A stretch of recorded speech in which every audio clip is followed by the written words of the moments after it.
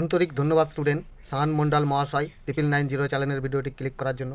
Student, এখন আমি তোমাদের সেকেন্ড ইউনিট টেস্ট 2026 সালের দেখো ক্লাস 8-এর পরিবেশ ও বিজ্ঞান বই থেকে দেখো যে প্রশ্নটি এসেছে এই প্রশ্নটি আমি সমাধান করে দেব। তো যারা এখনও ক্লাস 8-এ পড়ছো, পরীক্ষা দেওনি, তাদের কিন্তু এই প্রশ্নপত্রটি এবং এই ভিডিওটি খুবই গুরুত্বপূর্ণ হতে চলেছে। অবশ্যই মনোযোগ দিয়ে দেখো। ভিডিও ভালো লাগলে অবশ্যই একটা লাইক করে দিও, আর চ্যানেলে নতুন হলে অবশ্যই সাবস্ক্রাইব বাটনটি ক্লিক করে বেল আইকনটিও ক্লিক করে রাখবে। তো দেখো একেটা কি বলছে, সঠিক উত্তরটি নির্বাচন করো। বলছে চাপ বাড়লে বরফের গলনাঙ্ক কমে যায়। চাপ বাড়লে বরফের গলনাঙ্ক কমে যায়, এইটা তোমার উত্তর হবে। আর এখানে দেখো সিজিএস পদ্ধতিতে তাপের একক ক্যালোরি, এটা ঠিক আছে। এই যে 3-এর দাগের দেখো অপশনগুলো দিয়ে দিয়েছে, কিন্তু কোশ্চেনটা ছাপানো হয়নি। ওকে, তাই এটা তোমার এখানে বাদ থাক। 4-এরটা কী বলছে দেখো, সালোক সংশ্লেষে উৎপন্ন গ্যাসটি, সালোক সংশ্লেষে দেখো অক্সিজেন উৎপন্ন করে। ওকে, ধাতু ঝালাই করতে যে গ্যাসটি ব্যবহার করা হয় সেটি হলো দেখো অ্যাসিটিলিন গ্যাস ব্যবহার করা হয়। প্রস্রাবাগারে ঝাঁঝালো গন্ধ যার জন্য হয় সেটি হলো দেখো অ্যামোনিয়া, অ্যামোনিয়ার জন্য। এই ডিএরটা তোমার অ্যান্সার হবে। 7-এরটা বলছে বাদামি বর্ণযুক্ত গ্যাসটি হলো, বাদামি বর্ণযুক্ত গ্যাসটি হচ্ছে এটাই হবে, ঠিক আছে, নাইট্রাস অক্সাইড, এটাই তোমার অ্যান্সার হবে। 18টা বলছে দেখো 8-এরটা, কোনটি তড়িৎ বিশ্লেষ্য পদার্থ নয়, তড়িৎ বিশ্লেষ্য পদার্থ নয়, এই চিনিটাই তোমার অ্যান্সার হবে। 9-এরটা বলছে একটি কাঁচের টেস্ট টিউবে সালফিউরিক অ্যাসিডের পাতলা জলীয় দ্রবণ নিয়ে কয়েক টুকরো জিঙ্কের ছিবড়ে ফেললে কোন আয়ন উৎপন্ন করবে। দেখো এই সিএরটা তোমার অ্যান্সার হবে। ওকে, ইঁদুর যে রোগ মানবদেহে সংক্রামিত হয়, ইঁদুরের জন্য দেখো এই প্লেগ রোগটা। আগাছানাশক হিসাবে ব্যবহৃত হয় দেখো এই যে পিকোরাসটা, ঠিক আছে, পিক্লোরাসটা আগাছানাশক হিসাবে ব্যবহার করা হয়। 12টা বলছে দেখো ডিম পোনা পালন করা হয় যেখানে, সেটি হলো দেখো হ্যাচারি, হ্যাচারিতে ডিম পোনা পালন করা হয়। ক্লিয়ার? দেখো এই ছিল তোমার টিকমারের কোশ্চেন। এরপর 2 নম্বর দাগের যে প্রশ্নগুলি আছে কি বলছে দেখো, যে পদার্থ রাসায়নিক বিক্রিয়ায় বেগ বাড়ায় তাকে বলে অনুঘটক। ওকে, তাকে কি বলে? অনুঘটক। ওকে, তাকে অনুঘটক বলা হয়। এরপর 2-এরটা বলছে দেখো জলে তড়িৎ বিশ্লেষণের কোন কোন গ্যাস উৎপন্ন হয়। জলে দেখো যদি তড়িৎ বিশ্লেষণ করা হয় তবে হবে হাইড্রোজেন গ্যাস। ওকে, হাইড্রোজেন আর অক্সিজেন, ঠিক আছে, হাইড্রোজেন এবং অক্সিজেন গ্যাস উৎপন্ন হবে। মোর্চের সংকেত দেখো, মোর্চের সংকেত হচ্ছে দেখো তুমি 108 পাতাতে পেয়ে যাবে। এর সংকেত তোমাকে লিখতে হবে দেখো Fe2O3। ওকে, একটা পুটকি দিয়ে লিখবে NH2O, এইটা হচ্ছে দেখো মোর্চের সংকেত। ক্লিয়ার? 4-এরটা বলছে দেখো এই যে একটা রাসায়নিক বিক্রিয়া দিয়েছে, এই বিক্রিয়াটিতে জারক পদার্থ, দেখো জারক পদার্থ শুধু এইটা হবে। ওকে, ZN2+, কোনটা হবে? ZN2+। ওকে, এইটা। লোহার উপর সোনার প্রলেপ দিতে ক্যাথোড হিসাবে কি কোনটি ব্যবহার করা হয়? দেখো সোনাটাকে অ্যানোড হিসাবে ব্যবহার করা হয়, তাহলে এখানে তোমার উত্তর হবে লোহা। ঠিক আছে, লোহাটাকেই ক্যাথোড হিসাবে ব্যবহার করা হয়। তারপরে 6টা বলছে এইডস এই রোগের জন্য দায়ী ভাইরাসের পুরো নাম। শর্টে HIV লিখে দিলে হবে না, পুরো নামটা তোমাকে লিখতে হবে। পুরো নামটা কি? হিউম্যান, দেখো হিউম্যান, ঠিক আছে, ইমিউনো ডেফিয়েন্সি, কী লিখবে?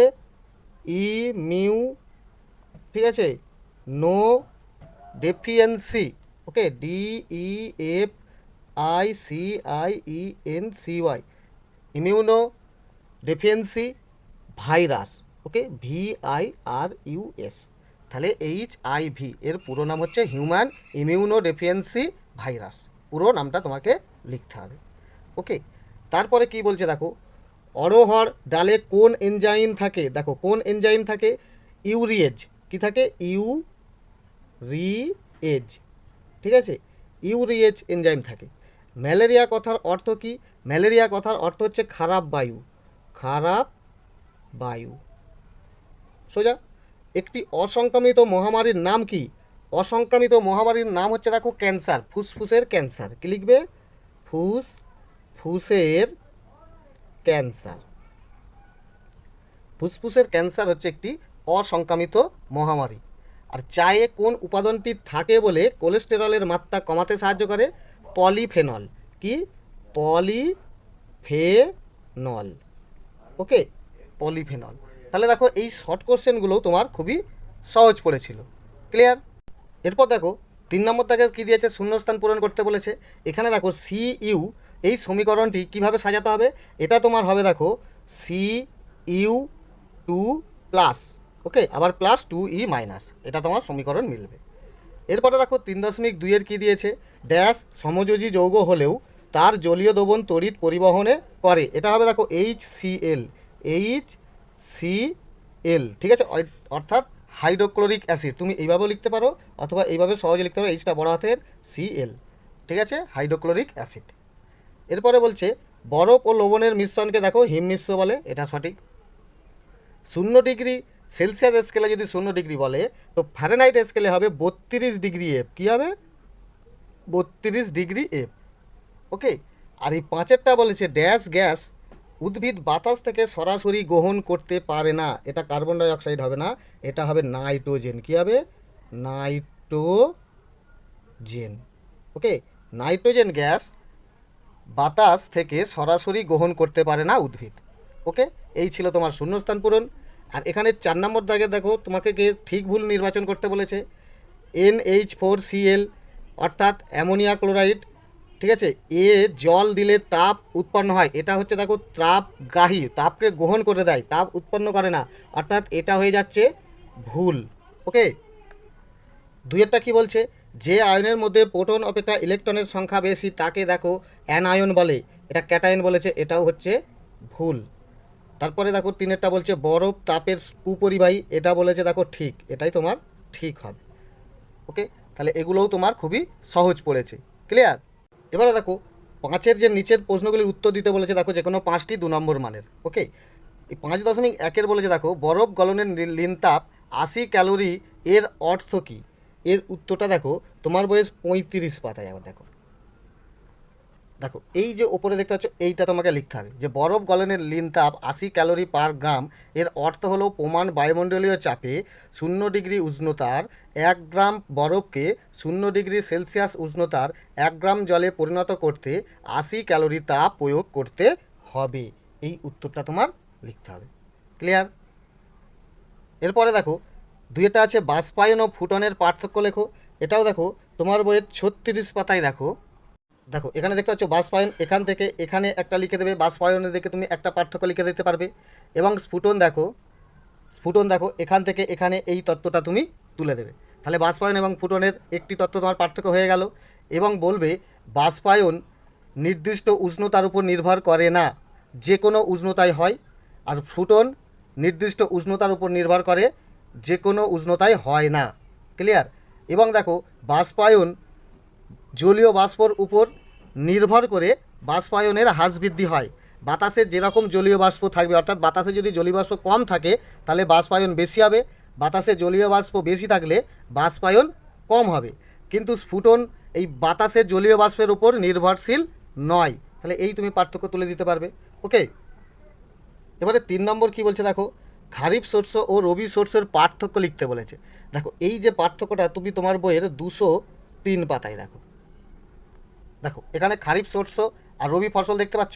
তাহলে খারিফ ফসল দেখো বর্ষার শুরুতে অর্থাৎ জুন জুলাই মাসে চাষ করা হয়, আর বর্ষার শেষে সেপ্টেম্বর অক্টোবর মাসে তোলা হয়। আর রবি ফসল কি অক্টোবর নভেম্বর মাসে কী হয়, চাষ করা হয়, যেটা শীতের শুরুতে, আর শীতের শেষে কী হচ্ছে দেখো মার্চ এপ্রিল মাসে তোলা হয়। তাহলে এই তত্ত্ব লিখবে এবং উদাহরণ লিখবে। দেখো ধান, ভুট্টা, তুলো, চীনাবাদাম এগুলো সব খারিফ শস্য, আর রবি শস্য দেখো গম, বার্লি, ছোলা, মটর, সর্ষে ইত্যাদি। তাহলে এই দুটো তুমি পার্থক্য লিখে দিতে পারবে।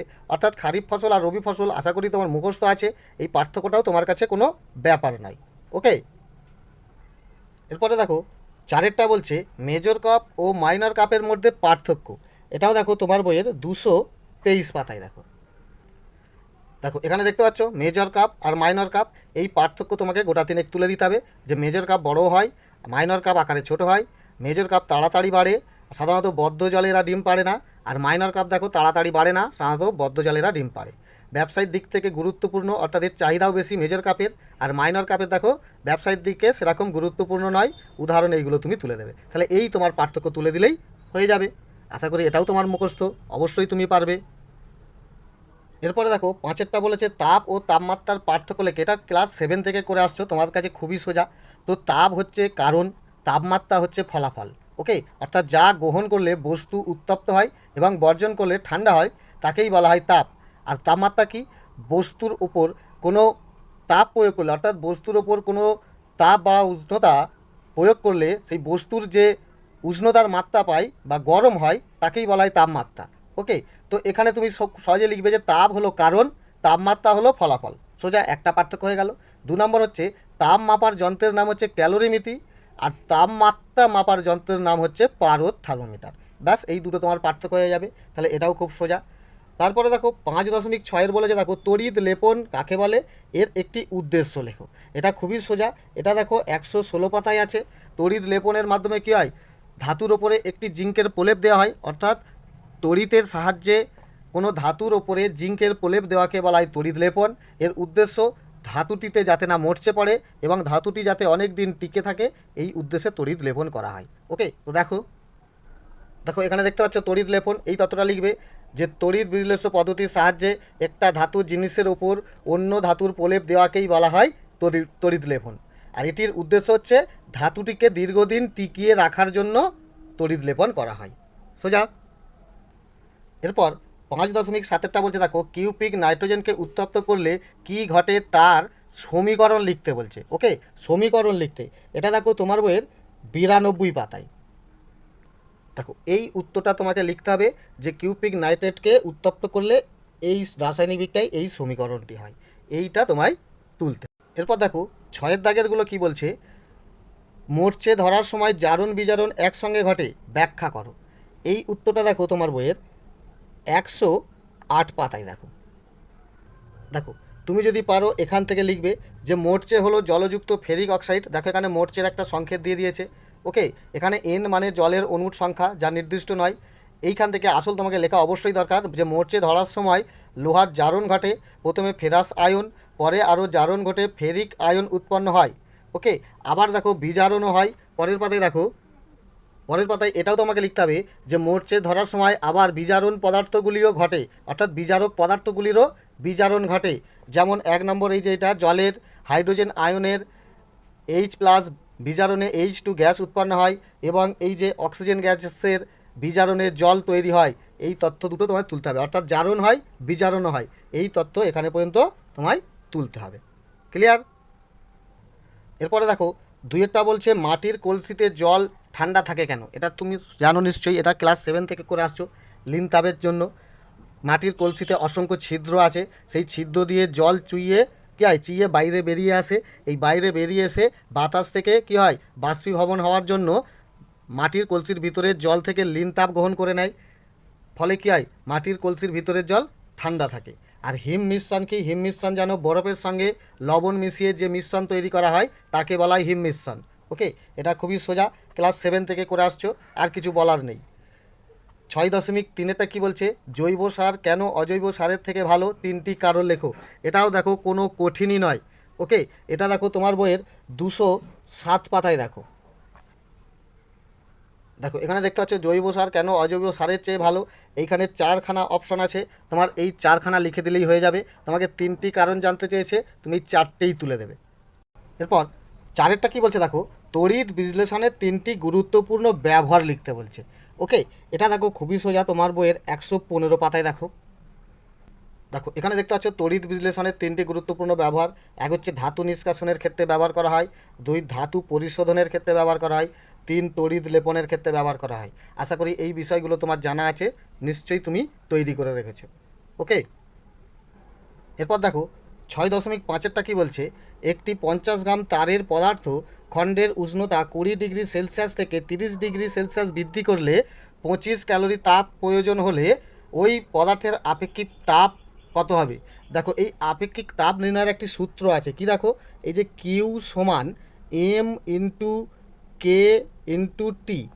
ওকে, অর্থাৎ এইটা তুমি আগে রাখবে, যেহেতু এখানে তোমাকে দেখো ক্যালোরি তাপটার মান তোমাকে দিয়ে দিয়েছে যে 25, অর্থাৎ এই কিউ এর মানটা এটাকে ঘুরিয়ে তুমি কিউটা এদিকে রাখবে। আর কে মানে হচ্ছে আপেক্ষিক তাপ। ওকে, এম মানে হচ্ছে ভর, বস্তুটির ভর, আর টি মানে উষ্ণতার পার্থক্য।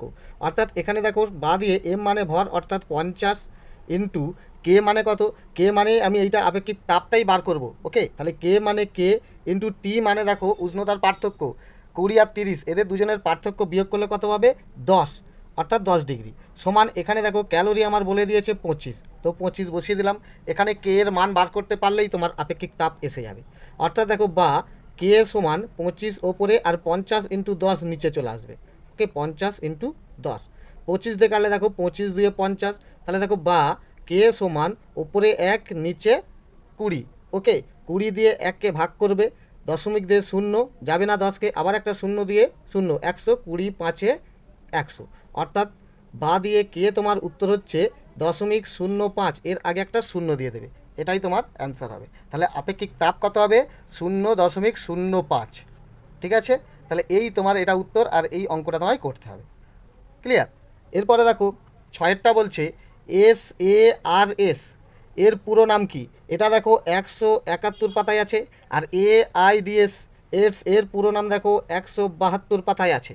ওকে, দেখো SARS এর পুরো নাম এখানে দেখো সেভার অ্যাকুইট রেসপিরেটর সিনড্রোম। এটা তাহলে তোমার হচ্ছে SARS এর পুরো নাম পেয়ে গেলে। এবং এইডস এর দেখো এইডস এর পুরো নাম হচ্ছে অ্যাকুরেট ইমিউনো ডেফিয়েন্সি সিনড্রোম। এই পুরো নামগুলো তোমায় লিখতে হবে। ক্লিয়ার? আর এরপরে দেখো LED এর পুরো নাম কি। দেখো LEDর পুরো নাম হচ্ছে লাইট, LIGHT, লাইট এমিটিং, দেখো EMITTING। ওকে, লাইট এমিটিং কি ডায়োড, DIODE, তাহলে এমিটিং বানান EMITTING। Clear? Light emitting diode. Okay, তারপরে দেখো তোমার এখানে লাস্ট 6.7 কোশ্চেন আছে, চায়ের 3টি গুণাগুণ লেখো। চায়ের 3টি গুণাগুণ, এইটা দেখো তোমার বইয়ের 217 পাতায় আছে। দেখো এখানে চায়ের গুণাগুণগুলো দেখতে পাচ্ছ, 1 2 3 4 5 6 7 কতগুলো আছে, এর কয়েকটি তুলে দিলেই তোমার উত্তর হয়ে যাবে। ওকে, তো আশা করি স্টুডেন্ট এই কোশ্চেনটা তোমার কাছে খুব সহজ, এবং যাদের পরীক্ষা হয়ে গেছে তাদেরও খুব সহজ লাগলো, এবং যারা পরীক্ষা দেবে তাদের কাছেও খুব সহজ।